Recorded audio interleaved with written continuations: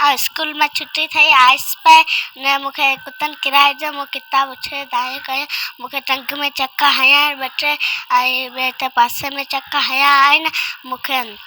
सूर आहे त ये छो नथा मारन स्कूल असीं कोन वञी सघंदासीं सरकार छो नथा मारन कुता ये असां खाई विझ असां स्कूल कीअं वेंदासीं। मुरली सुहाना जेका ॿिए क्लास जी शागिर्दियाणी आहे जेके गुज़िरियल ॾींहुं जेको आहे कुतनि ॾाढे विधो आहे इंतिहाई ख़राबु सूरत आहे बदीन ज़िले जी जॾहिं त म्यूनिसिपल कमेटी बदीन जंहिंमें किले रुपए जी जेका बजट आहे उन बजट खे उन्हनि खे ख़र्च करे इहे कुता जेके ॿारनि जे इलाइक़नि में या शहरनि में आहिनि उन्हनि खे माराइणो आहे पर बदकिस्मती इहा आहे